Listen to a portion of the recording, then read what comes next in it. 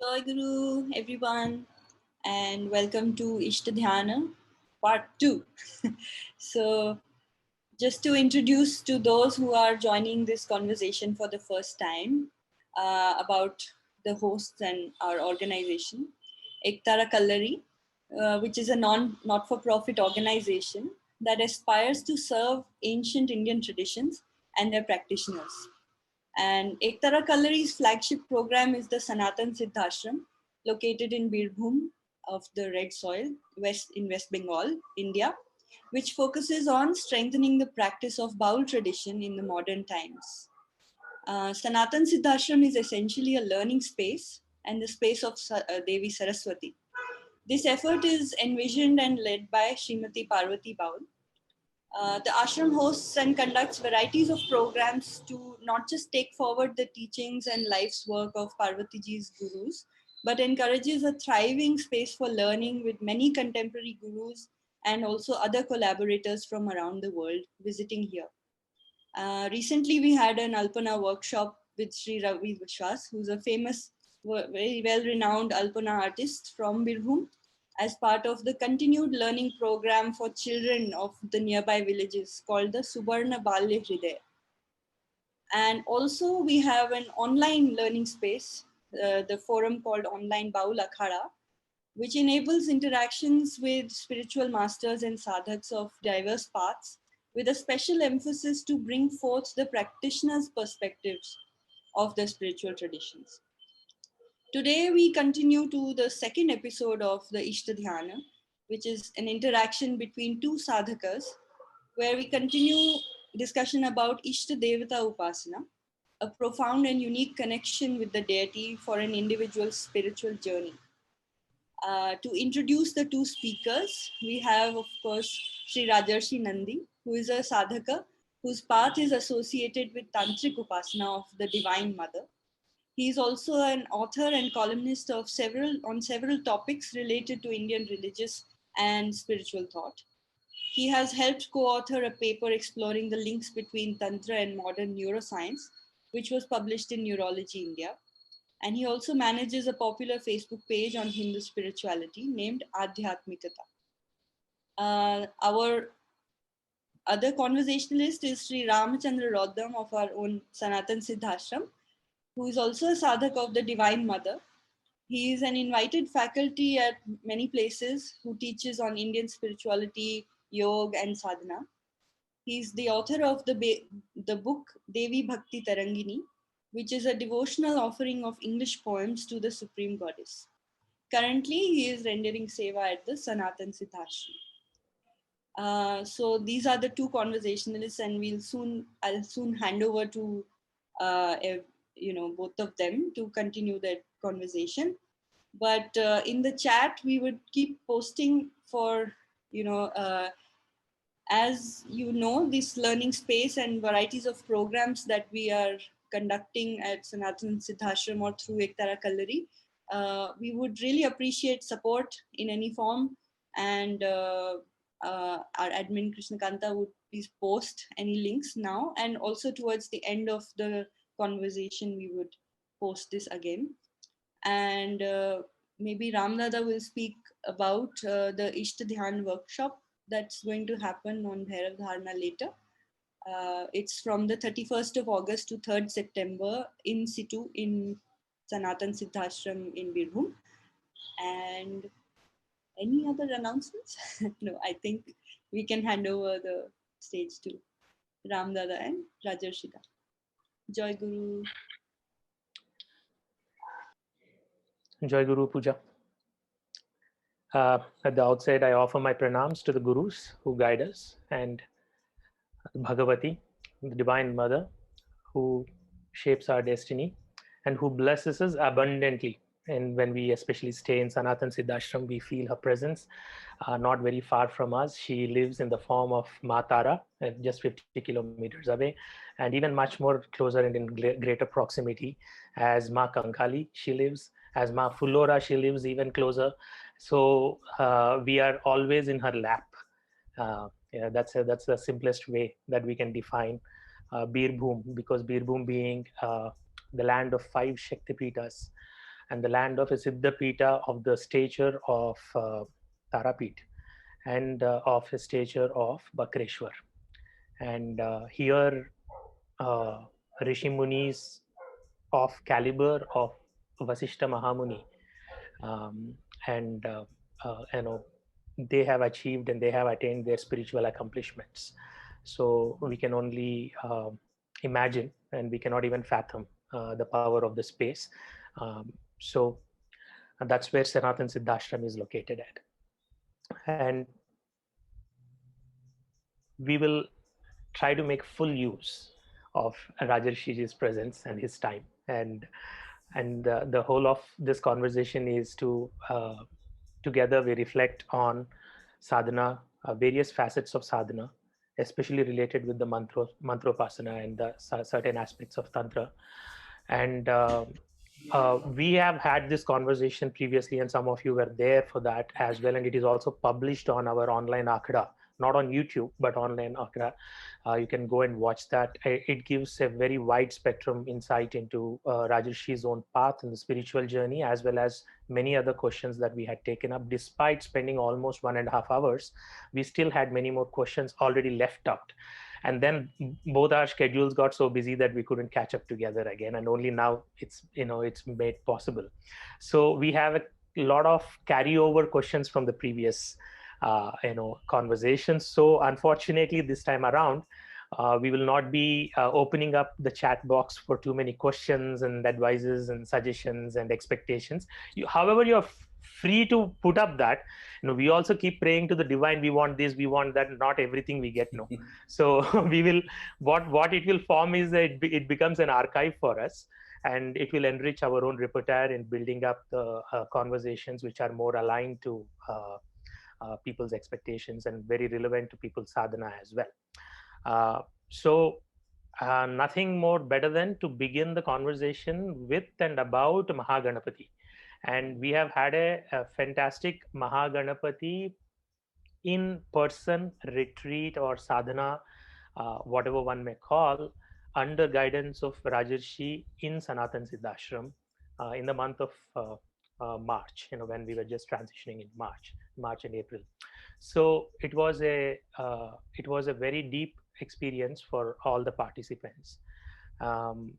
We would start this conversation by reflecting upon doing a collective sadhana of that nature of the mantropasana, specifically about the deity and various other facets. So I would leave the forum open for Rajarshi to start, sharing his thoughts on it, and wherever need be, I will come in and, pose few more queries to lead the conversation.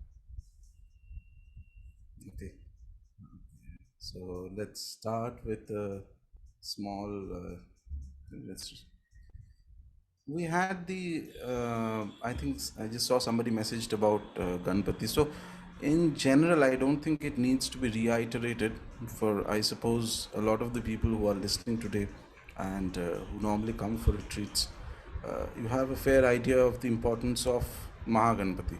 I mean, there is hardly a single Hindu ritual that starts without an invocation of Ganpati, because he is the one who clears obstacles at a certain level. So there are various types of obstacles that can come to an individual, whether you are engaging in any kind of religious activity or whether you are engaging in any type of even secular activity. It is the power of Ganpati that makes your path smoother. So anything, and specifically when somebody is a practitioner of Tantra sadhana of the Sri Kula specifically. So there is this standard thumb rule dictum that without the blessings of Ganpati, you cannot enter closer to the abode of the Divine Mother. And not only Ganpati, but you'll need also blessings of Bhairava. But Ganpati is the first step. That's like the basic. So I think that we had a very fruitful, very nice Ganpati related retreat in March. And as I've mentioned earlier as well, that space, the particular place where we sit together and do the mantra sadhana or any upasana of the deity, and when a group of people sit together with certain degree of sincerity and effort and discipline, practice the mantra sadhana of the devata along broadly the, what you call it, the, the paths laid down by the Shastras, because Shastras are the final guides in these things. There is more or less a very, let's say statistically, there's a very high chance that some energy of that mantra will get activated in that area, along not only that area but also in the lives of the individual who participate in that upasana. So I felt very nice about the retreat, specifically not only the mantra sadhana, we were able to complete the, the sankalpa that we had taken collectively, and particularly the homa was wonderful. Tarpana and everything was also wonderful, because Tarpana to Ganpati is one of the very key processes required. In fact, in certain kinds of now I'm not going into details of Mahaganpati sadhana here, but certain kinds of Ganpati upasana, it is the Tarpana that is perhaps even more important than homas, so if you know how to do it. And so Ganpati is, it's the primary step. I mean, if you have no idea what to worship, whom to worship, you don't know anything about which deity, your starting step, even, and not just you don't know, suppose you know, suppose you have a liking for XYZ, this devata or that devata, it is always a good idea to start with Ganpati worship for at least a few months in a very consistent, regular manner, in a manner that is the way it is meant to be done as per the Shastras. Because this is important, the Shastras are the final. eh, This is not sadhana, and dharma is not entirely, it is individualistic in the sense, like we have Indian classical music, certain notes, the ragas are fixed, but each performer has the leeway of performing the raga in slightly different manner. Same way, the Shastras will fix specific points and specific manners of approach. You cannot violate that. Within that, you have a certain degree of creativity, and that, so there are two performers, two sadhaks may not be of the same caliber. So both of them may be doing the same mantra, both of them may be doing the same process. One will get the result faster, one may take longer time. Same way, the same raga being performed by two musicians, somebody of a very high caliber and somebody who's perhaps a novice or just a learner, somebody, there's going to be a huge difference in the quality of the output that is going to come out, though it is the same raga. So the notes are fixed, it's the performance, there's certain amount of individual energy that gets in. Same thing in our sadhana also. So the Shastras fix certain steps. So basically you choose the sadhana that is appropriate, you continue the sadhana for a certain length of time, do what is necessary, and by and large Mahaganpati sadhana is extremely fruitful and is a very, very good first step, uh, as an introductory first step to remove major obstacles that may afflict an individual in the spiritual path. So it is like this, he's uh, there are sayings you'll find of saints and other important people, that until your material life has some sort of balance somewhere, you cannot really go into the spiritual life properly. Balance means there has to be certain semblance of harmony. If it is completely, if you are not sure that what, how you are going to earn your living, how you are going to eat and get your food next day, then you will not be able to do any sadhana. So Ganpati's primary domain is in the, as they say, in the Muladhara Chakra, which is basically the physical plane. And so he harmonizes the inputs from the physical plane so that your mind, you are able to organize your mind. And once you organize your mind, you're able to gather your energies and you are able to focus more on the actual sadhana that you want to do. So that is where Ganpati Upasana is absolutely mandatory. And it is so popular, and so there's a reason why Mahaganpati is perhaps the most popular deity. And I might say even that his popularity is increasing year after year as I see it. And of course, then there are different forms of Ganpati, various other things that is there in, for example, in Kamakhya. I always, whatever conversation I bring up, there is always some reference to Kamakhya that will come up. So, for example, in Kamakhya, Ganpati is one of the Kshetrapalas there. So, without worship of Hiramba Ganpati, the actual worship of Kamakhya does not even start. So, like this. So, I think we had a very fruitful, very nice, and very useful sadhana, useful in sense not only for the individual but also for the space. So if we are going to do more Ishta Dhyāna of other devatas, it is always good to start with Ganpati Upasana, and I think that was well done last time. And it was what was more tangible, and this is a reflection I think collectively we have shared as a participants who have participated in the sadhana, was one of the there are two thoughts that occurred to me. Was one is, we define Ganapati when we chant the most popular Shuklam Bharadaram Vishnu Shashivaranam Chaturabhujam, Yes. this Prasannavadanam Dhyayet. The prasannata is Yes. not just simply some sort of a concept. It is not just some mental idea. Right. But when one is doing Ganapati Dharana, Ganapati's meditation, Ganapati's Dhyana, his presence, this is the force I felt, at least personally as a participant, that in the heart you feel immense. It's not intoxicated bliss or overflowing joy. No, it is, as you said, as though when all the tides calm down on the ocean, and there is certain level of placidness and absolute sublime nature, then there is prasannata. So there is such a subtle variation in that pleasantness. So this was something very tangible, very tangible. And over and above that, what I also felt and what I could experience as a consequence to that sadhana specifically, and was, he is Muladhara Sthitosi Nityam. So as you say that he is close to the earth plane, in my own interpretation, I felt it as he is somebody who fixes the problem at the root cause level. Somebody who is not just kind of holding the obstacle or putting things under control. What happens often in the spiritual pursuit, in the spiritual path, is that when there is disharmony, we take up to the spiritual path, and there is some sort of harmony that sets in, and we are thinking, okay, things are working fine, and then it only takes a little longer time for things to again fall apart, and then a lot of drama to unfold, whatever we are trying to catch. Although I cannot make this statement like some accomplished master, but what I could sense was that he is somebody who fixes things at a root cause level, so that the nature of the harmony and the pleasantness and all that what we are discussing is something much more sustained. So yes. This Ganpati is not only at the as an Ishta Devata. That is the one aspect of Ganpati, of course. Then you go into more details of Ganpati sadhana, the different forms of Ganpati.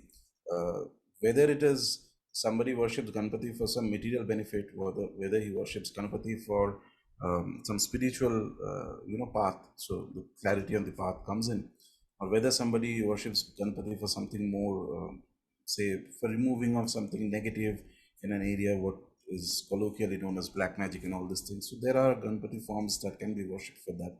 So everything can be done by the worship of Ganpati if somebody takes Ganpati as an Ishta Devata. On the other hand, for anybody else who has some other Ishta Devata, even then Ganpati again becomes important, because whether whatever you have set yourself, the task that you have set to accomplish in your mind, etc., he is the one who first clears all the major obstacles that are there, and only then it becomes easier for you to execute the ritual in a way where there is no interference of things. In fact, it is the way in which Ganpati actually works. If you keep doing more Ganpati Upasana, the retreat that we did was, we had a basic format of, we had decided of doing at least 1 lakh of Ganpati mantra japa. This being Kali Yuga, ideally if you are as an individual upasaka, you may have to do, and if you are serious about Ganpati, then you'll have to do this multiple times. Once may or may not be sufficient, because of various factors are there this age that we live in. So ideally what happens is, once you attain certain degree of connection to Mahaganpati through the mantra sadhana mantra marga, you'll see that when you chant Mahaganpati mantras, if there are certain obstacles that are already there in whatever you are trying to do, etc., so he will find the way of least resistance to overcome that obstacle. So remember this. So there are different deities that work in different manner. Ganpati is the one who will use his intelligence and find out a way which is of the least resistance. He is not going to bulldoze his way through the obstacles. Okay, I'm just going to now blast the obstacles and remove them. No, he will find a way through the obstacles so that your work gets done in the shortest possible and the easiest possible manner with the least amount of friction. This is precisely what Ganpati gets done externally and internally, as you noticed, that he creates a sense of, I like to term this as sukha, a certain happiness. So he will reconfigure the vastu inside you and you will feel more happier, lighter. That's the first step, okay, to lift up yourself upwards. So that way. And for practitioners of Jyotish and other, any type of occult vidya, worship of Ganpati is very good to do. Very good to do. He will just open up your mind to those, areas. You'll be able to make harness that knowledge and in a more fruitful manner integrate it into your system and then use it, apply it very smoothly if there is blessings of Ganpati. So there used to be earlier times, there used to be various. I knew of one specific case of an astrologer from South. So that era was different, unlike now when almost everybody can learn some astrology, reading internet and all that. So those days you would not be allowed to enter into hardcore prediction until you have attained certain degree of proficiency in mantra sadhana.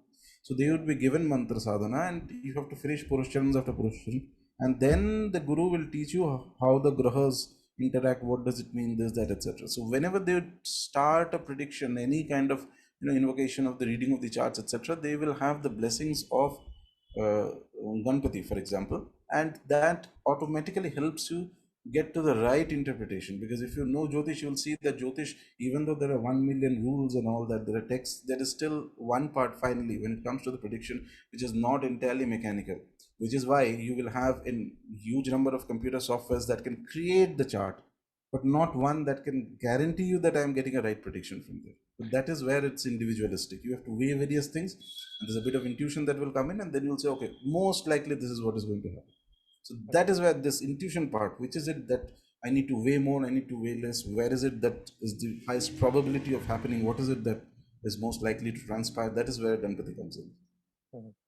This now that you opened up the doors of Jyotish, I don't want to get deep into it, but I know, so this is what happens when we are looking at the charts.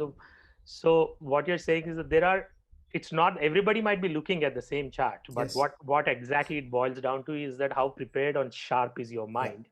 And the sharpness of the mind is in this context is ability to see many patterns. Yes. And what pattern is going to stand out of those many patterns. Correct. And that is as if a divine being is pushing it in front of you to take a note of that.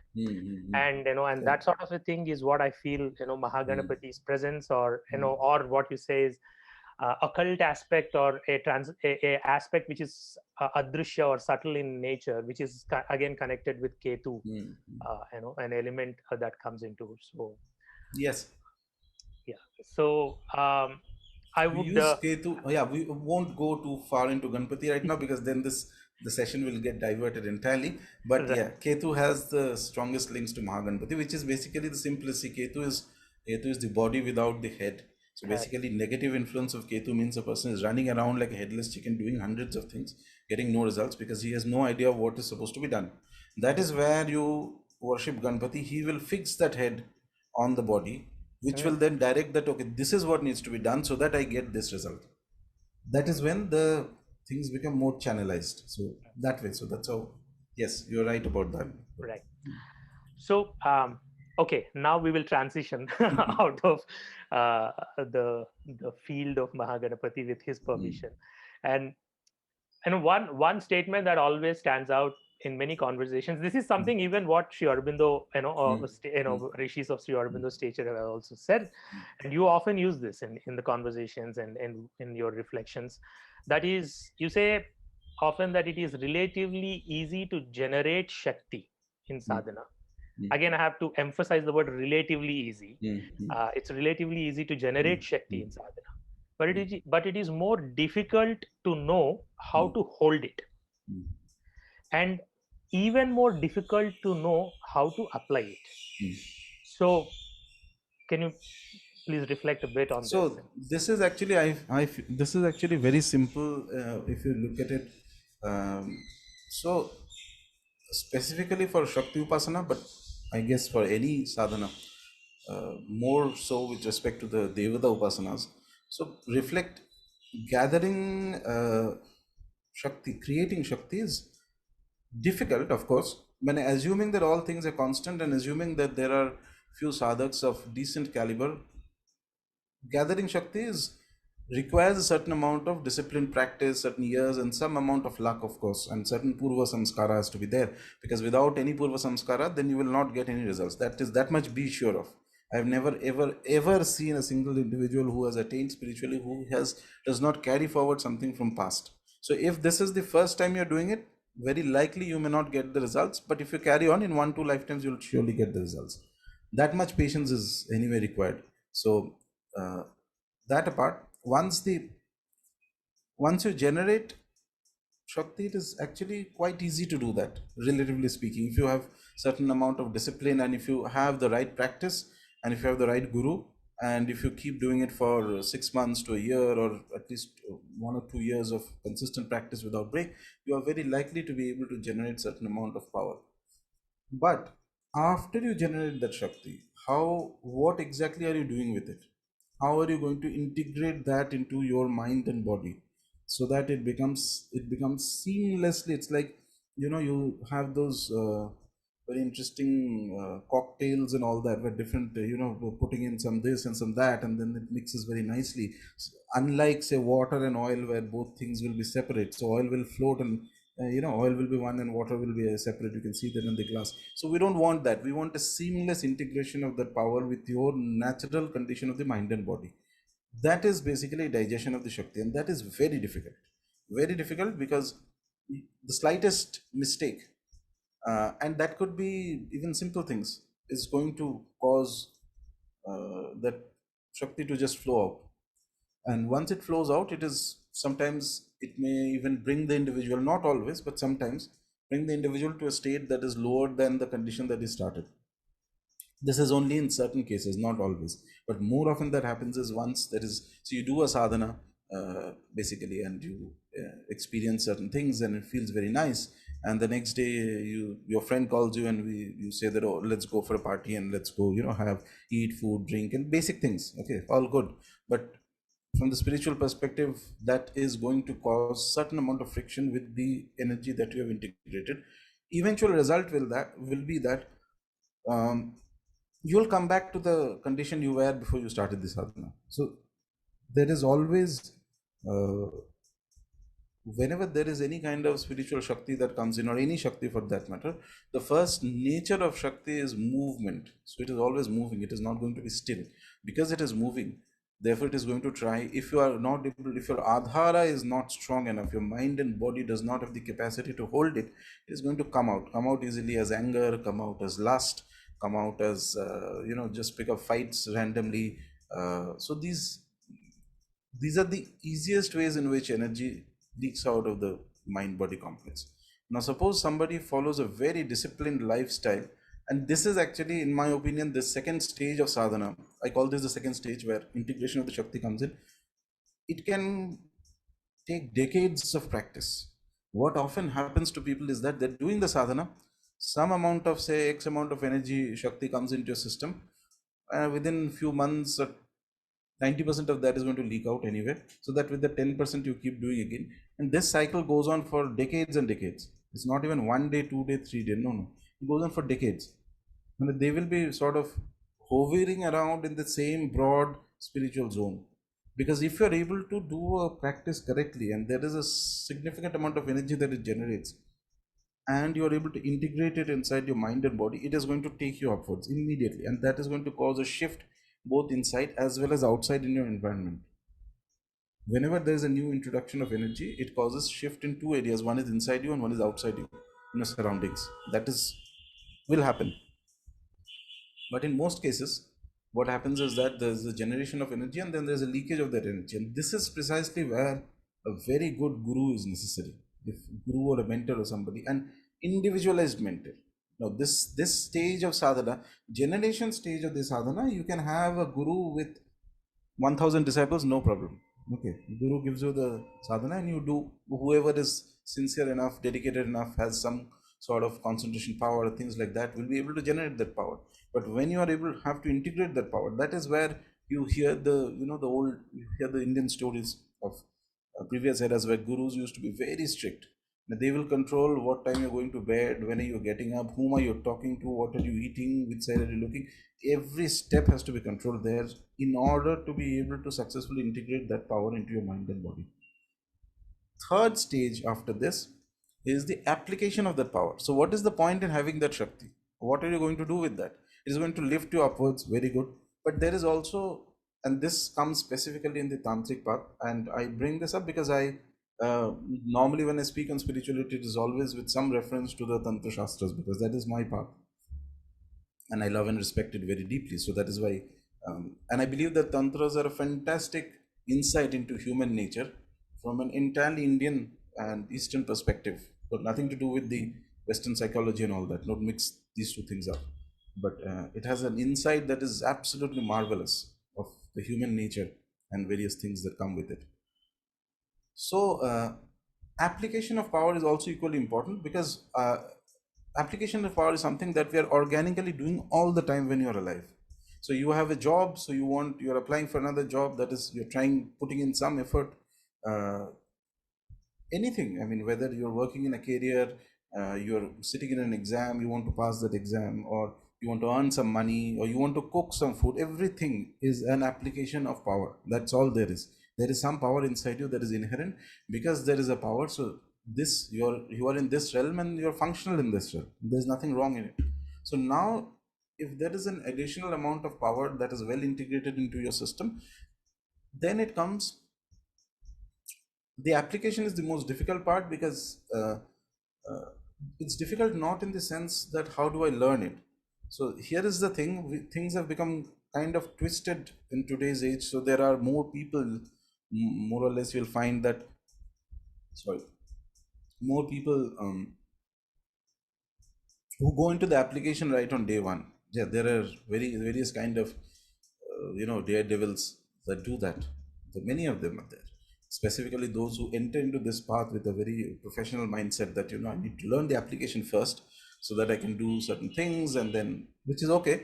But the problem with this is that you do not know when to apply, how much to apply, whom to apply to. That requires a higher intelligence. Your normal intelligence cannot justify that easily. I mean, I will give you a simple example. Sometime this year only, sometime once, um, so somebody I knew, I'm not going into specifics and details. So somebody was very, very sick and almost in hospital and sort of in deathbed.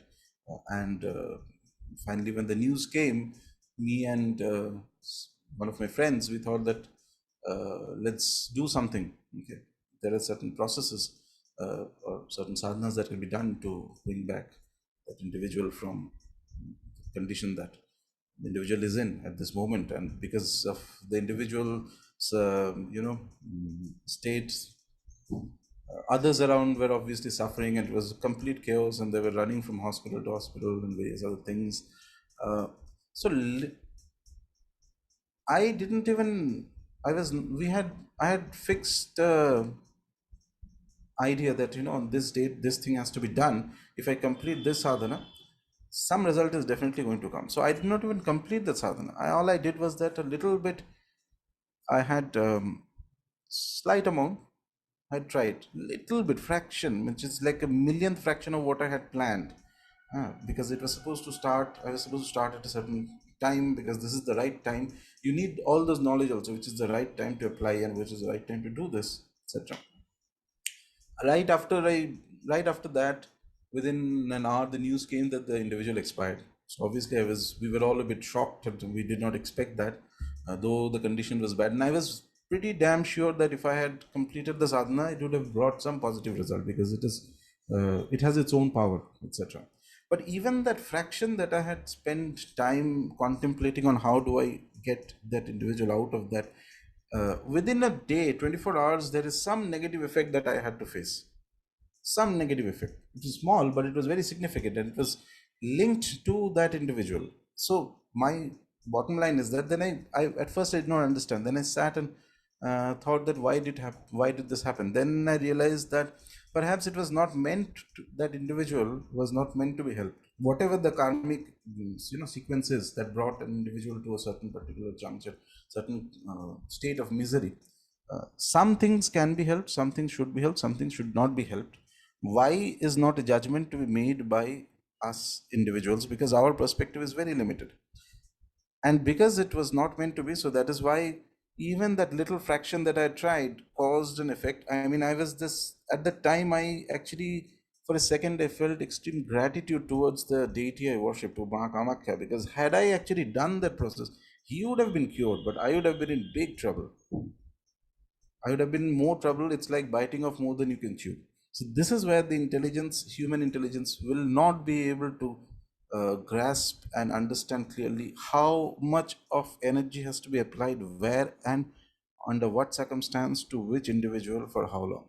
This is where you need an intelligence which is higher than the average human mind. That is, either you wait for a signal from the deity, or if you have a Siddha Guru or something like that. So this is where application is very tricky business, in my opinion.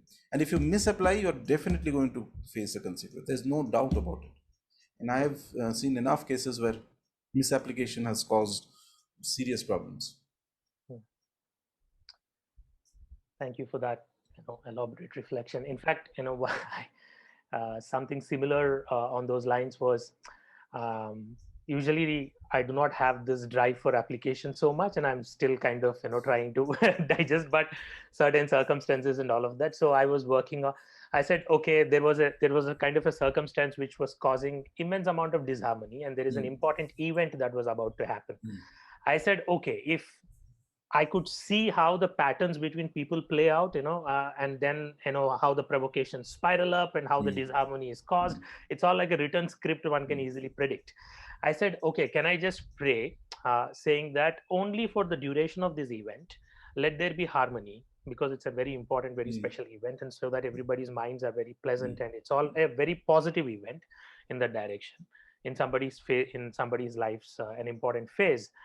So I did something, just a simple prayer. It's not even with a great in-depth knowledge about how the application is done. And then I would probably rate it as something like a 95% success. But what eventually it did is that, so something which was bound to happen karmically, people play out in the patterns, and so that the patterns are played out between the people, so that they experience ABC, what they are supposed to experience, having gotten into the relationships, having gotten into the life. And what we are trying to do by putting this application is kind of put a break to that experience, at least temporarily. But where will all of that go? It has to go somewhere or the other, and sit somewhere else. So, and then immediately I see that though there was harmony, though everything went on pleasant, there was that 5% thing that I had to take a hit, some sort of a health thing, and then I was like down for 2-3 days. So I think what I really love when I shared this with you, and what you had reflected, is that we should make a discrimination between what comes as a profoundly deep compassion and the sense of pity from where we act.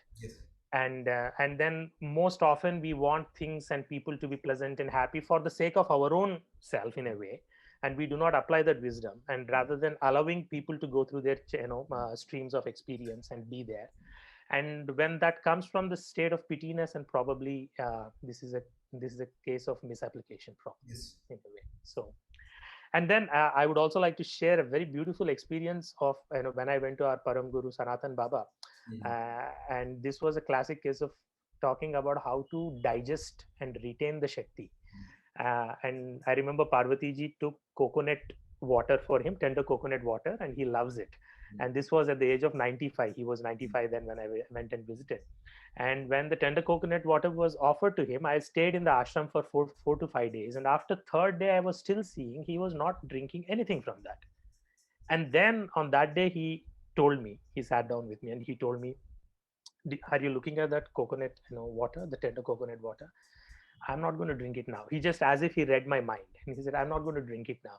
He's going to stay there for another 4-5 days. You need to learn how to keep, how to hold, how to keep, and how to hold. And this was the simplest way of making that statement about how to hold that sadhana shakti in a way. And I think a lot of yogic practitioners also, the whole niyama yama whole thing is all about that. Discipline is about in that direction. uh, so should we move to the next? Yeah. So this is something related specifically with japa, and I love this. I would read out a passage from Sri Aurobindo, and he gives us a three different ways of japa that it can be done. And then I would like you to reflect on this, because this is extremely at a practical level, that he is saying something. He says the japa is usually successful only on two conditions: if it is repeated with a sense of its significance, a dwelling of something in the mind on the nature, power, beauty, attraction of the Godhead it signifies, and is to bring into that consciousness. That is the mental way of doing japa. Or if it comes up from the heart, or rings in it with a certain sense of feeling of bhakti and making it alive, that is the emotional way. Either the mind or the vital has to give its support or sustenance. But if it makes the mind dry and vital restless, it must be missing the support and sustenance. There is, of course, a third way: the reliance on the power of the mantra or name in itself. But then one has to go on till that power has sufficiently impressed its vibration on the inner being to make it at a given moment suddenly open to the presence of the touch. But if there is a struggling or insistence for the result, then this effect, which needs a quiet receptivity in the mind, is impeded. That is why I insisted so much on mental quietude and not on too much straining or effort, to give it time to allow, and the psychic and the mind to develop the necessary condition of receptivity.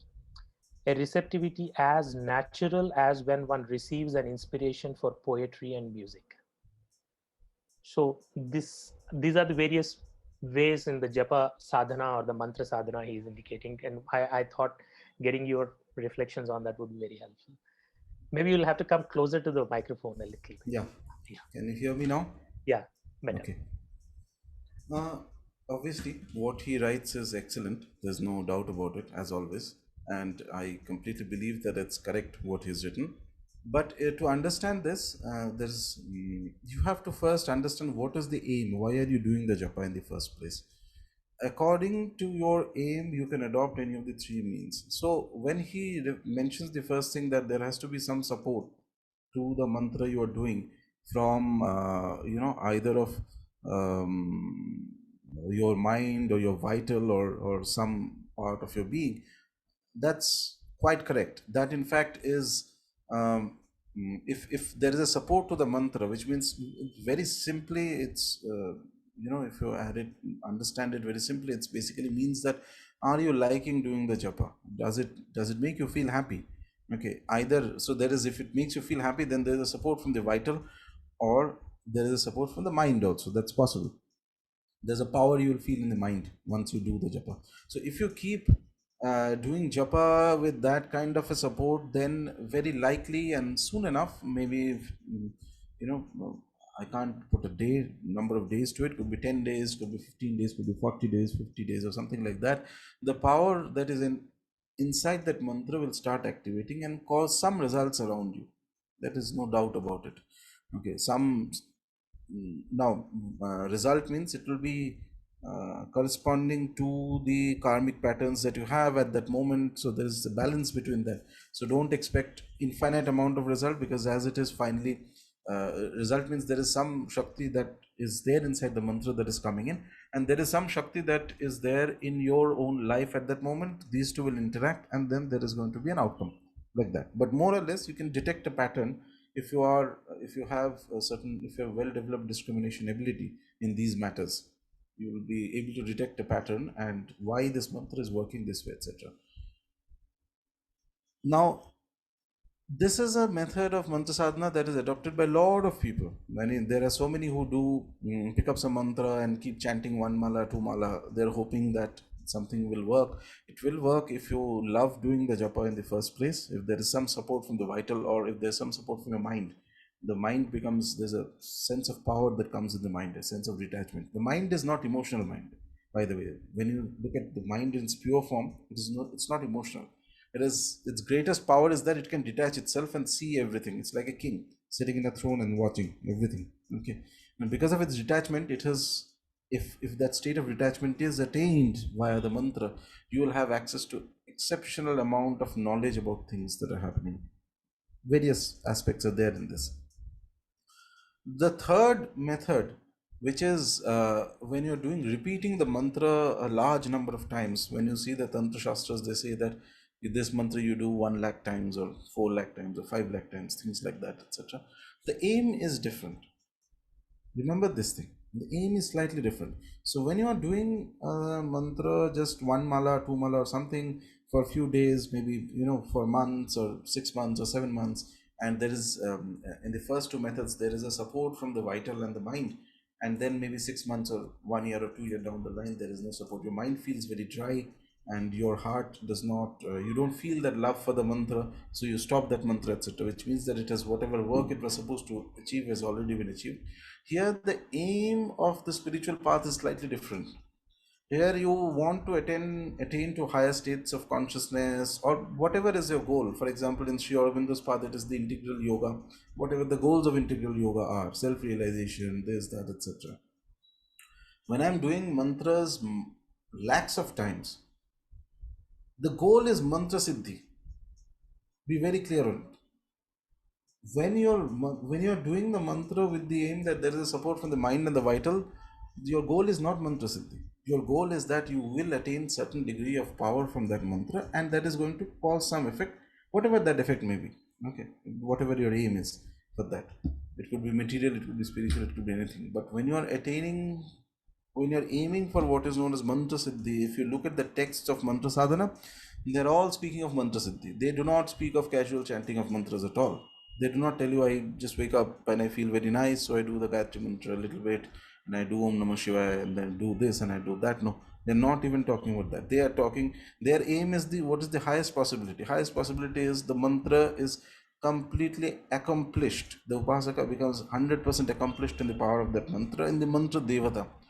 There, the mantra is not just collection of words. The mantra is a devata. Here, you have to remember, if you look at go back to the basic understanding of how mantra shastras come.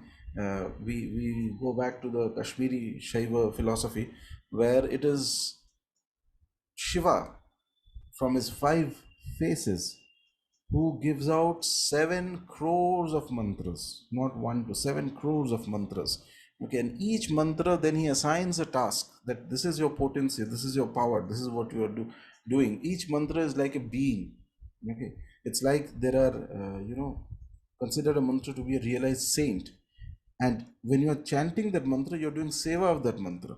And that mantra is then going to guide you according to the nature of that specific mantra. So this is how the whole mantra shastra comes into being. That is why there are those 7 crore mantras. So basically, when you attain complete siddhi of the mantra, that means that the devata who is associated with the mantra. Mind you, mantra itself is the devata. This is very important to remember, especially in the path of tantra sadhana. Mantra is like the subtle form of the deity. You have a vigraha of the deity, which is the gross form of the devata. You have a murti of the devata. Same way, you can have the mantra of the devata, which is the subtle form of the devata.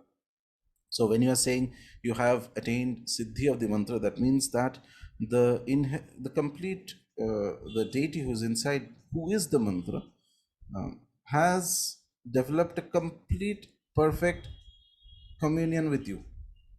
So you speak to the deity guides you.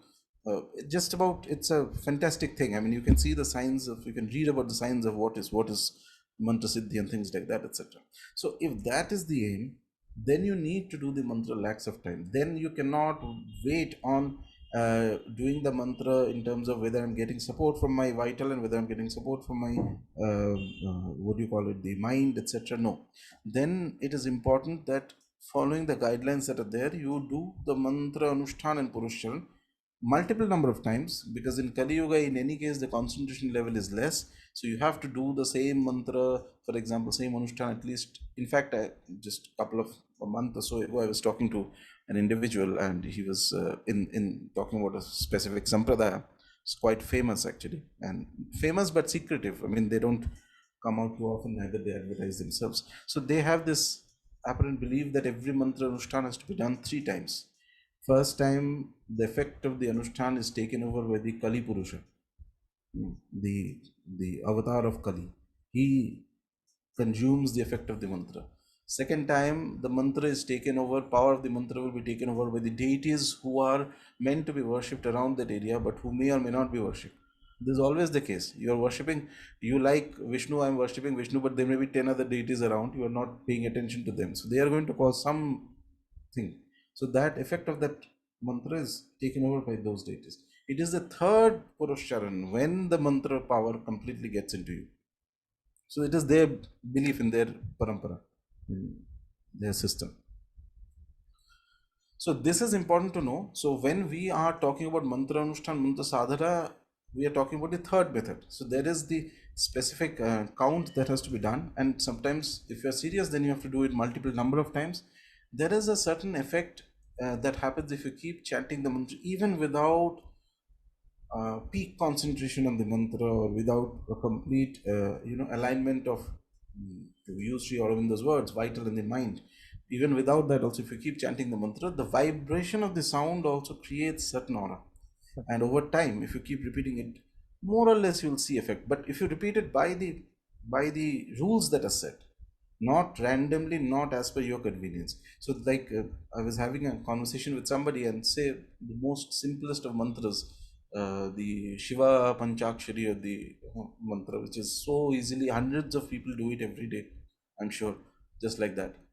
That mantra you do, take an upadesham from some guru and do it in the proper manner as a mantra anushthan. Okay, and mantra anushthan, Shiva Panchakshari, which means basically it has to be 5 lakh japa.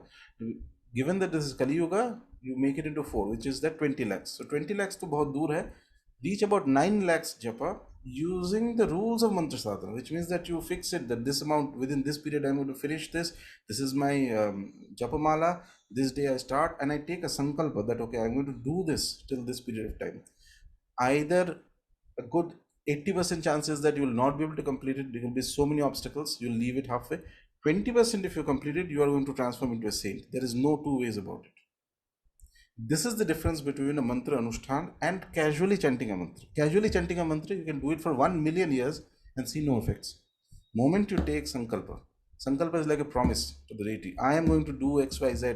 So promise to which deity? The deity of the mantra Devata. In fact, I'm reminded of a particular statement in the tantras that say that the Devata is the child of the mantra, and the mantra is the child of the guru. The guru adds power to the guru when he gives you the mantra. Basically, it is like your car starts with a certain amount of fuel, so he adds that power into it, and then you start off the mantra, and then you build on it, things like that. If a guru has attained siddhi of a specific mantra, and if you can get it from him, if he gives you upadesham on that mantra, then it is superb, fantastic. Then it will work for you like anything, okay, provided the guru decides to give you in the first place.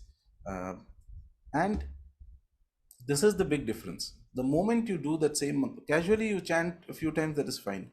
And specifically, if you're a highly intuitive kind of person, on the other hand, let me say, if you have a very intuitive mind, and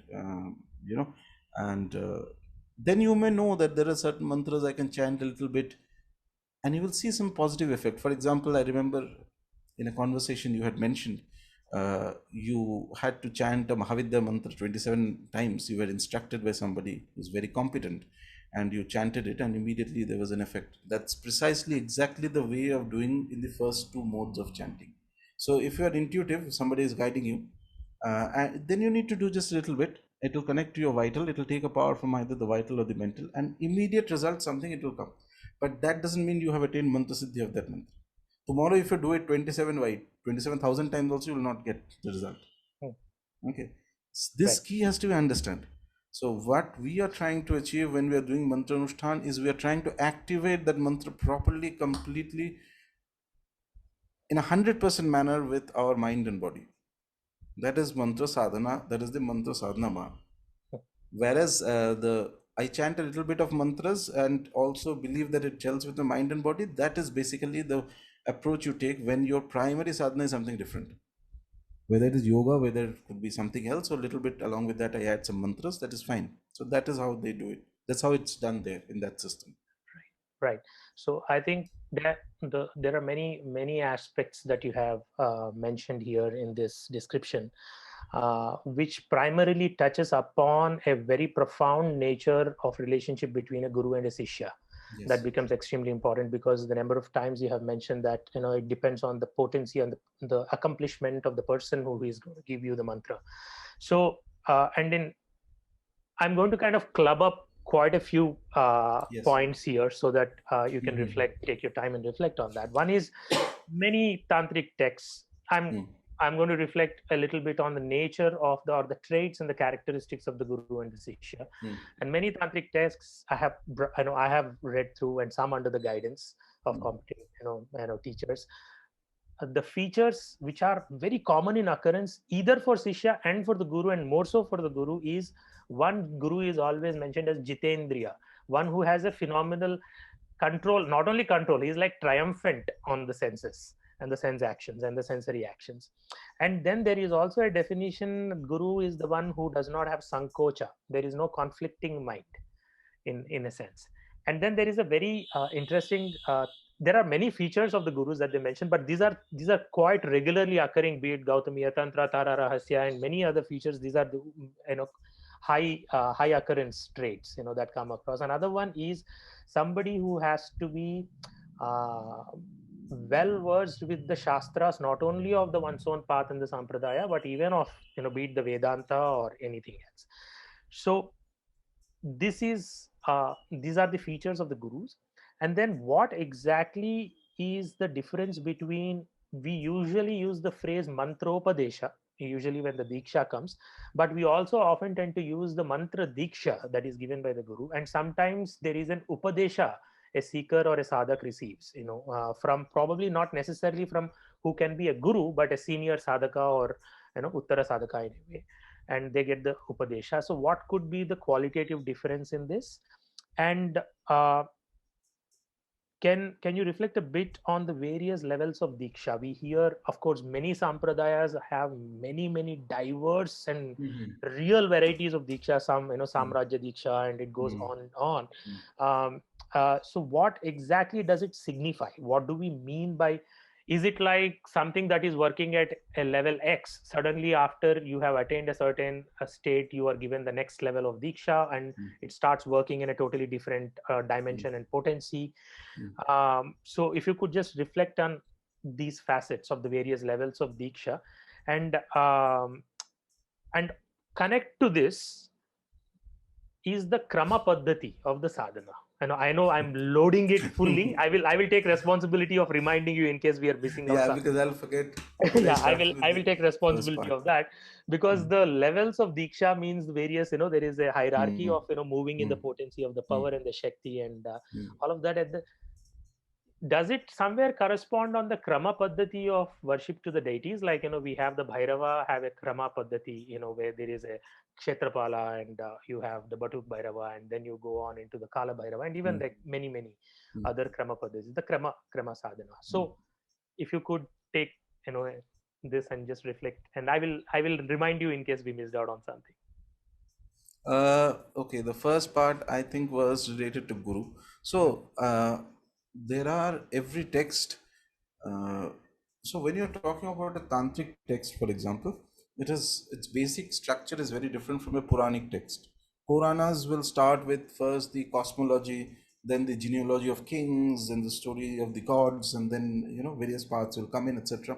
Whereas the tantric texts do not go into the creation of universe and all that part. So they go straight. Initial parts more or less will have one chapter on Guru, Shishya, Diksha. These three things are mandatory, step one. And then immediately it will go into the actual sadhana of the Devata. Okay, what is the nature of the Devata, Dhyāna of the Devata, this, that, how you approach the worship of the deity, things like that. So every text, given that this is the basic format, every text will have certain things called the Guru Lakshana. What is the signs of a Guru?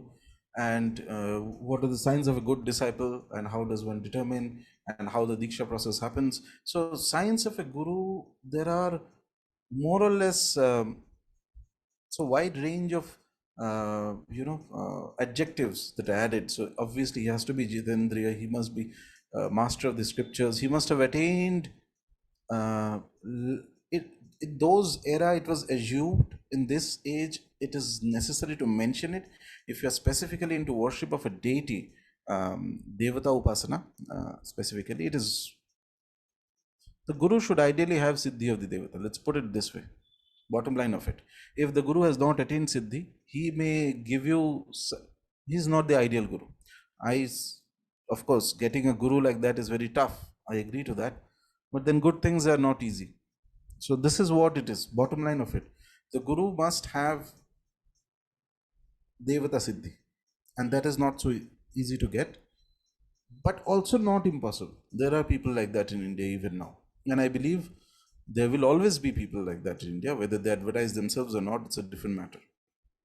Now, coming specifically to the Shastras, that is very important. I would like to make a point. In fact, some time ago, there was this conversation that I was having with somebody. So that gentleman mentioned that the guru must have siddhi of the deity, and that is good enough to guide. I disagree a bit. The siddhi of the devata is very good thing to have. Obviously, if you meet an individual, if anybody ever meets an individual who actually has a devata siddhi, and I mean a proper, one of the higher gods. I'm not talking about lower entities and all that. But it's a fascinating experience. You have never seen anything like this. Interacting with that individual is a sort of, it will remain in your memory for a long time. But having said that, if you do not know the Shastras, you will never be able to guide completely every instance. So basically, if you do not know the Shastras, you are relying on input from the deity to understand and guide somebody. 5 people you may be able to guide, 6 people you may be able to guide, more than that you cannot guide. Why? Because the Shastras are like a coded encyclopedia of all possibilities. Remember this thing, we assume that if you have the deities, if you have the siddhi of a devata, then it's a very naive, simplistic assumption from people like us who have not attained the siddhi of the devata. We assume that once you have the siddhi, then you know everything about everything. No, it doesn't work that way. You do not know everything about everything. You know some things very well, some things okay, some things you have no idea. This is how it will work. And depending on the nature of the devata, some reflection of that will obviously be inside you, and you will be able to attain various states of samadhi and things like that. And it's fascinating. It's definitely not normal. It's beyond the normal human condition, but it is not a state where I know, as I said, everything about everything. So if you ask an individual who has a devata, say who has a Ganpati Siddhi, that let's solve the toughest mathematical problem I give you, and please find a solution to this, it's very likely he may not be able to do it, because it requires a certain degree of knowledge. He may be able to do it, suppose if he is also an accomplished mathematician, then it is different.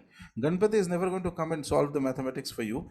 If you already have the base in that, and you have spent sufficient amount of time developing that particular topic, and you have the foundations of that are pretty deep rooted and strong, the deity may give a clue here and a clue there how to approach it, and that can make a lot of difference, by the way, in the output. But if you have no idea about the topic, you'll obviously have no idea about how to go about that topic. Same way, when it comes to sadhana, spiritual field, sadhana is a very vast range of possibilities. While you can have a broad set of ideas that I worship X, Y, Z deity, and so results will come, but there is always going to be something or the other that is beyond your knowledge, or what your personal experiences, or even what your intuition can guide. And that is precisely why the Shastras are so important, because that is knowledge that has been crystallized over centuries by people of the highest caliber, people who are top class, not ordinary people like you and me, people of the highest caliber.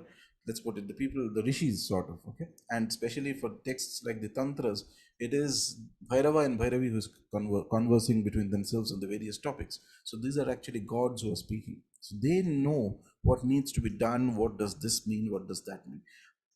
An ideal guru is one who has siddhi as well as knowledge of the Shastras. Now, if somebody has only knowledge of the Shastras and no Siddhi, he will become very boring after some point. He is going to teach you 100 slokas every day, and and if you have even 1 ounce of genuine, desire to experience a deity, you will get bored after some time and you'll leave. And if in case somebody actually gets into some kind of a, so upasana of a deity is like moving in. Every time you enter into that path and anybody enters into the path, it is like moving into a territory where there are parts which is uncharted. You cannot prepare everything. It is not going to happen. It's like an exam. However much you try and however much you might have practiced and this and that, there is always going to be something or the other that you don't know. Okay, this is a very different type of field. It's not exactly, it's not science.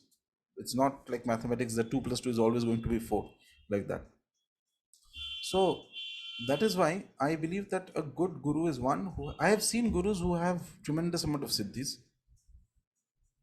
I have found, I've been helped by them in my sadhana at various points, but I've also found them lacking in certain cases of guidance, and that I later on understood because they may not be aware of certain shastras. So like this, only shastra is not enough, only siddhi is also not enough. So if you do not, and specifically if it comes to deity upasana and the tantra marga, siddhi is very, very important. Very, very important. Yes, it means that you have accomplished the sadhana. The aim of every sadhana mentioned in the tantras is siddhi. And what is siddhi? Siddhi is not some miraculous power and all that. Siddhi is a transformation from the human condition to that of a god. Let's put it this way, simplified definition, where you are so well connected to your Ishta that whatever you do, you move your hand, you talk, etc., everything, whom you interact with, what it is, the power of the Devata who is guiding you and ruling you. Okay, that aura is completely with you, always with you. You and the Devata are sort of non-different internally. And mind you, even Siddhi has categorizations of it. We'll not go into that because that's a very vast topic in itself. So just because 2 people have Siddhi of the Devata does not mean that both have the same degree of, how would I put it, closeness to the deity. Deity is one. There are many people who have attained Siddhi of the Devata, but not 2 of them are of the same degree of closeness, have the same degree of communion with the Devata. Understood? So difference of that determines the nature, impact, depth, and consequence of that Siddhi. Okay. So bottom line is that a guru who balances these 2 is the best of all gurus, in my opinion, who has knowledge of the Shastras and also who is a top class upasak, to so top class that he has attained Siddhi. If you find a guru like that, fall at his feet. He is going to help you. Yeah, his advices will be most useful. Yeah, because as you say, exactly, sometimes the contrary of this is that there is a overload of scholarship. Sometimes, then we come across people who know left, right, center of this system, that sampradaya, that book, and this verse, and this and that, and they can just roll it off and all of that. But we see that X factor missing, which is nothing but the deity's kripa and the grace on them, which can be, of course, even knowing and being well versed and having a widespread scholarship and memorizing everything in itself is definitely a Shakti. Yeah. But there ends the matter, then there ends the matter, and there is always something more of transference and transmission in the path of the sadhana where the limitations will be. And and there is a lack of power in the words and explanation after a point. That's the whole. And if I may add one more interesting point, this is a personal observation on this matter. So can you come closer to the mic? Yeah, just if I may add one more point to this, it's a kind of a personal observation in this matter. So I was wondering one day that what is the degree of scholarship that different sampradayas have in the system, in the Hindu system, all that. So you'll see that broadly speaking, those parts of sadhana which are centered on Ishvara Tattva have a lot of scholarship. You will have huge amounts of, what is the system of pramanas, what is acceptable pramana, what is non-acceptable pramana, is it comes to this, what is it linked, how is it linked to the Vedas, what is the karma kanda that needs to be done. It's a vast amount of encyclopedic amount of literature that will go in Ishvara Tattva. Whereas when it comes to the Shakti Tattva, which is tantras, more or less by the time of the middle, we had the sort of 12th, 13th century onwards, the tantras were entirely focused on Shakti as the primary form of, yeah, you will see that scholarship is there, but far less. The focus, even the tantric texts will tell you that, okay, do sadhana, do sadhana, do sadhana. So there is differences because the concept of what we call Ishvara in the Vedantic system, Ishvara is it's more or less like a transcendental divine. It is not something that is present here. It is not something you just turn around here and there and you look and it will be fine. No, it's not that simple. Your sadhana's aim is that you develop yourself to the level so that you can understand who is Ishvara. But the development itself is so tough because a lot of people read Vedanta, very few actually experience the high states of Vedanta. It has to go beyond the state of your normal mind. Okay, beyond the mind, there are other states. You go there, only then you will understand what is Ishvara, what are the other things, what are the other realms. Because the gap between Ishvara and your mind is so high, you fill it up with a lot of theory. And that is where there's a huge amount of, actually, I mean, this may sound funny, but this is sort of, that is where all this, the system, why we need this pramanas, why this is that, why they are wrong, why I am right, why this huge amount of wonderful literature. If you have time, you should read them. Brilliant, non-helpful in sadhana, but brilliant literature, fantastic stuff.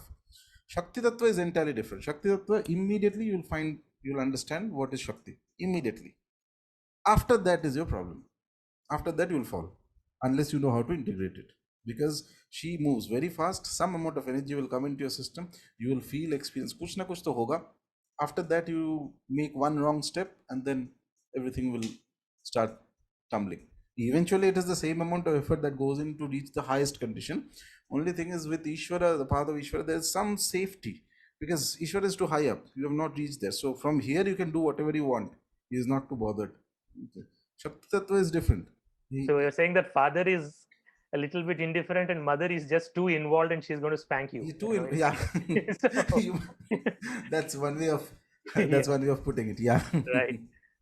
Oh, I mean, and I think we both are doing just the same as like last time, that we have attaining siddhi in not covering all the questions and what we have planned for. No, okay. And we are left with another 15 more minutes, but still I think there are a couple of things. One of the very practical challenges that we have is that people get overwhelmed, when just realizing that, oh, I don't have a diksha, I don't have a guru, how do I start? And that's the reason I asked about this aspect I'll of quickly cover Upadesha, that last part of the, and also the levels of diksha. What does it even yes, mean in terms of how should we so comprehend? in the tantric system there are various levels of diksha. Like initially, basically you have a mantra upadesham, okay, which is basically you have an advice by a competent authority that this is a mantra, you can chant it this way, etc., etc. In the ideal condition, after the upadesham is given, then you wait for some time, maybe a year or 2 years or something like that, depends on the guru, to see that how the individual is able to take that mantra sadhana and all that. And after the Upadesham is done, then if you are entering into the path of Shakti mantras, Shakti Upasana, you need what is called the Abhishekam. Okay, Abhishekam is basically a Abhishek Diksha, Shakta Abhishek Diksha, which is basically there is a sort of a way, just like an abhishekam of a deity is done, the same way with certain mantras, certain passages from the tantras, etc., etc. The guru is going to give you an abhishek diksha. Along with it is going to give you the mantra of the deity whom you have to worship, plus few other mantras also for different purposes. Okay, so if there's an enemy that's troubling you, use this mantra. If there is some material problem, you have this mantra. It's whole like a set of things. It's just like you enter into school and you have 5 subjects, so there are 5 different books that are given to you. Okay, you feel very happy. So that way it is the initial Shaktabhishek Diksha is the first step. After you have Shaktabhishek Diksha, then you do mantra anushtan. Guru will tell you what anushthanas to do. You keep doing mantra anushtan. After that you have Purnabhishek Diksha. After Purnabhishek Diksha, here is some difference in here in the Srikula system between Shaktabhishek and Purnabhishek.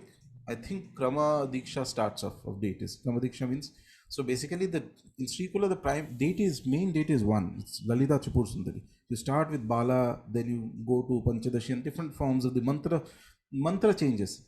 Okay, the more complicated diksha you have, the more complicated mantra of Mahachipur Sundari you will start. But along with that, you will also need to worship Ganpati, you will also need to worship Bhairava, and if necessary, if the guru determines it fit, you may have to worship Varahi, you may have to worship Matangi, you may have to worship even Baglamukhi.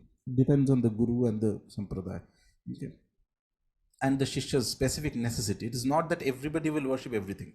So that amount of leeway that is given, and the Guru decides that, okay, for some, maybe for some Shishya, the gunas are such that it's better if that individual worships, say, Varahi, instead of directly going into Mahachapur Sundari. But these days, in Srikulas, most of the places, they'll straight away give you the Bala mantra and then the Panchadashi and all that.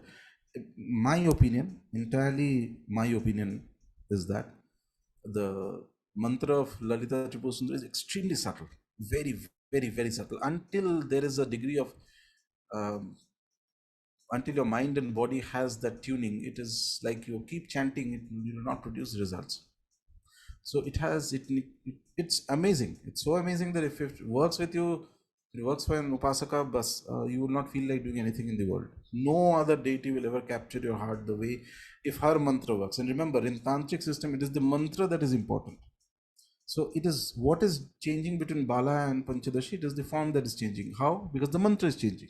It is only one deity, by the way. It's not that Bala is a separate deity. It's just that one deity, different forms of that same mother. Whereas in Kalikula, we have after Purnabhishek, there is the Krama Diksha, the Mahavidya Dikshas also are given. Different Mahavidyas, different steps. In this, when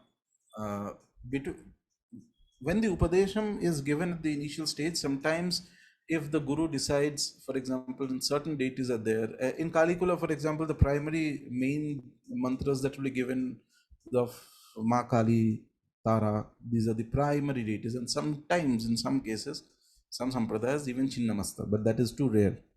But Kali, Tara, Durga, Annapurna, these are certain deities which are primary. Primarily their mantras are given. Of these, if Tara mantra is given, then Upadesham is not given. You need to have the Diksha to start Tara mantra, because Tara mantra, the nature of the deity is different. She is very fast, and that stability has to be there.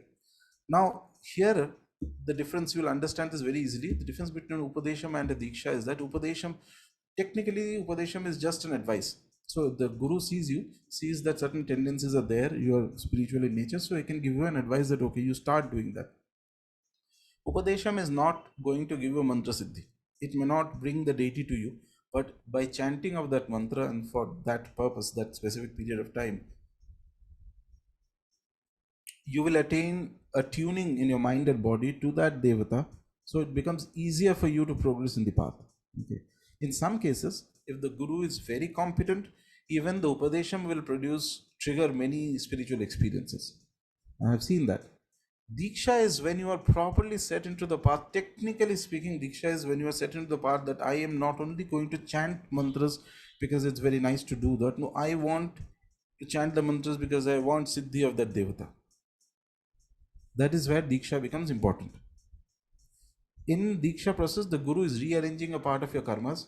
He is even taking up a bit of your karmas onto himself. And the tantric texts tell you, when an Abhishek Diksha is done, then at that moment of the Diksha, it is Shiva himself who enters into the body of the Guru and gives the Diksha at the moment of the Abhishek Diksha. By the way, Abhishekam is necessary only when it comes to Shakti mantras.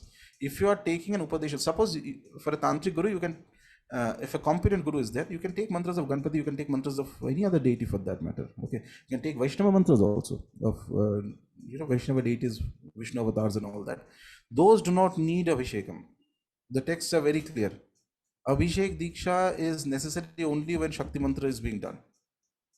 For other Devata mantras, Abhishekam is not necessary. Normal Diksha is fine. Upadesham is fine. One can start off that way.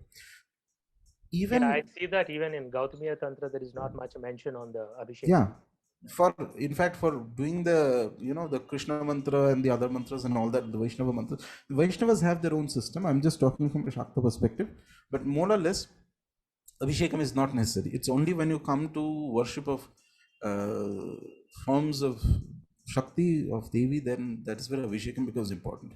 And in this, there are different forms of Devi are there. So when Ugratara mantras are given, generally Ugratara mantras are not even to be given at the Upadesham level. They are given only after Diksha. Why? That is because it's the nature of the deity. She is fast, and also there are certain, if you keep chanting them, certain effects will definitely start around you. You must be steady enough to handle that. So even they won't give you that even in the Upadesham level. They will give you only at the Diksha. But this is the technicality of it. But as things are, the reality of it is that not necessarily that you have a Diksha means you have developed a great amount of ability. I've seen enough number of people with Tantric Dikshas who have hardly made any progress. They've taken the Diksha, it's like more like, some badge and label, I have this Diksha, that Diksha. But actual sadhana, finally it comes down to this. You have to do Purush, Mantra Purushchan, Mantra Purushchan, Mantra Purushchan. More and more and more and more, and different and more different types of settings, and that itself will create the Mantra Sadhana. Now coming, the effects of the Mantra Sadhana. Now coming specifically to Bhairava, there are two kramas of Bhairava Upasana. One is that in the Eastern India, we have, as you are well aware, that so there is Mahakal Bhairava, who is a consort and of Dakshina Kalika. So when Dakshina Kali is worshipped, Mahakal Bhairava is worshipped. Sampradayas. Okay. Because it's, if you read the Dhyāna of Dakshina Kali, she is sitting on Mahakal Bhairava. Okay. And Mahakal Bhairava and Dakshina Kali are sitting in the cremation ground, and below that is Sadashiva. These are not random images, mind you. These are tattvas of the deities, how they have been created. It's not just, some fancy individual sits and draws something. Not like that. Each step of the iconography has an information related to the deity, which is based on the knowledge of the tattva of the devata. Okay. So Mahakal worship is one that happens in this krama. But more, what I have found is that Bhairava Upasana is, in India, Bhairava Upasana is most popular in central India, I would say, in and around Ujjain, also to some extent in Kashi and other places. There the krama is different. So you start, there are basically 52 Bhairavas are there. Okay. Of these 52 Bhairavas, then there are 8 specific Bhairavas, Ashta Bhairava. They are the directional Bhairavas. Then beyond the 8 Bhairavas, there is also Swarnakashna Bhairava, who is very important in Sri Kula, for example. Then there is Vatuka Bhairava. Then there is Kala Bhairava. Beyond that, there is Mahakal Bhairava. So they will not take you to Mahakal on day one. You cannot go to Mahakal. You have to go step by step, one by one. And Bhairava Upasana is one of the most interesting sadhanas that one can do in this age, in my opinion. It is brilliant. If it gels with you, it's like nothing else. He is. So I think your question was the krama system, related to krama system. In this krama, by the way, Vatuka is slightly different from other Bhairavas. Vatuka is a small child.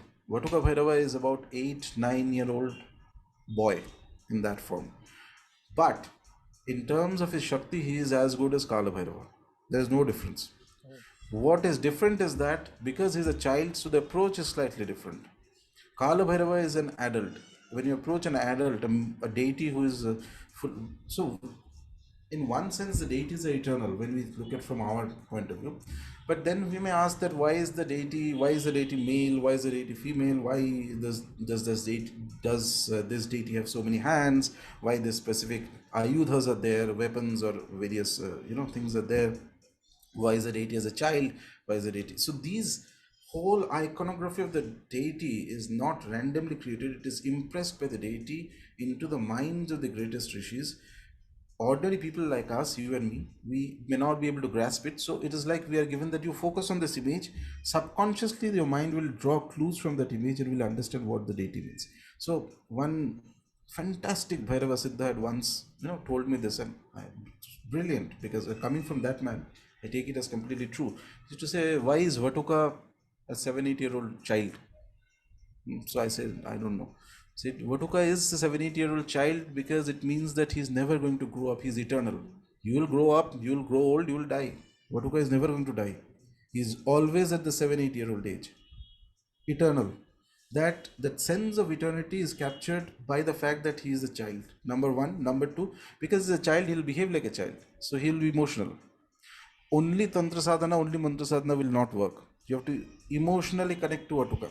You can do mantra sadhana and tantra sadhana and get to Kala Bhairava, but Vatuka is not enough. There has to be an element of bhakti. Absolutely, any child deity, if you don't have bhakti, it is not going to work. Only mantras will not work. That information is encoded in the fact that that specific aspect of the deity is shown as a child. Then the many things are like, I mean, it's apps. The more you understand these things, you will be fascinated by, you'll feel like whether the deity exists or not, with the secondary, whoever conceived of these ideas and wrote down in text, you'd feel like falling at their feet. These are super geniuses, and Absolutely. they have captured the full essence of the deity in just the iconography. I come across so often, so many wonderful people, sadhaks, sadhikas, Mm. who's, it's very clear that there is the forte and their USP and their core thing that they bring on is their purity. Mm. And the way they connect with this, the child deities, the Bal Mm. Gopal and all, they have Mm. conversation, and it's like, every movement guidance in a way. So it's very powerful, as you said. And just like that, we have come to the end of the session, and as usual, it was absolutely enriching, and there is so much more. I think we have to definitely put a date to the next session, and almost everybody stayed on, and that's really brilliant. So uh, if you are fine, then I'll have some closing remarks, and Yes, please go and ahead. then we Yeah. will put an end to the session. Thanks a lot, Rajarshi, as usual, for these beautiful insights and so much more. And more you state something, it looks like we have an ocean to swim through, right behind the words that you have. Mm. Thank you for being here and taking this part. And the idea is to have a little more very deeply practical and sadhana oriented discussions, and that's what Ishta Dhyana is about. And in the chat box, you will find the link for contributions and donations. If you wish to make, please do support these initiatives so that we can bring forth more of this. And thanks to Parvathy ji for giving us the forum to discuss and open up this for the wider audience. So, with that, prayers at the feet of our gurus and the deities to guide us into the wisdom. Joy Guru, Dhanyavad.